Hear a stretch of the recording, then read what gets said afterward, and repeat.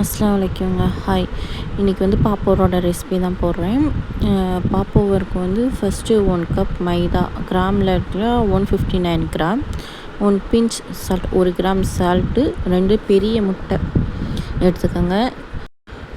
இதோட 28 gram butter, அதாவது 3 teaspoon பட்டரும் சேர்த்து எடுத்துக்கோங்க.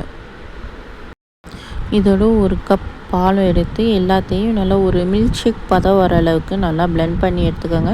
அப்புறம் அவனில் வைக்கிறதுக்கு முன்னாடி அந்த டின்னையும் கொஞ்சம் சேர்த்து பட்டர் தடவி ஹீட் பண்ணிக்கோங்க. ஹீட் பண்ணதுக்கப்புறம் அந்த பேட்டரை ஊற்றி 175 டிகிரி செல்சியஸில் 10லேருந்து 15 நிமிஷம் வைங்க.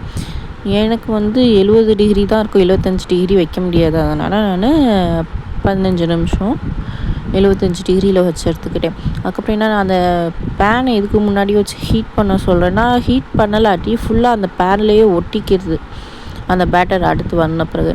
இந்த இன்னொன்று, இதோட டேஸ்ட் எப்படி இருக்குன்னா, நம்ம இது இருக்குல்ல, பப்ஸோட ஓடு இருக்குல்ல, அந்த நம்ம முட்டை பப்ஸ் இதோட அந்த ஓடோட டேஸ்ட் மாதிரி இருக்கும். இதுக்கு வந்து நாங்கள் வந்து ஜாமும் பட்டரும் வச்சு சாப்பிட்டோம். அதோட டேஸ்ட் எப்படி இருந்துச்சுன்னா, நம்ம மதுரை பட்டர் ஜாம் மாதிரி இருந்துச்சு.